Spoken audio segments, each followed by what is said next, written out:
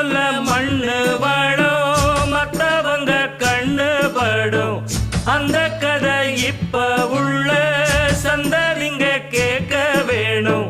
நம்முயிர்க்கு மேலே மானம் அறியாதே, மானம் இழந்தாலே வாழ தெரியாதே.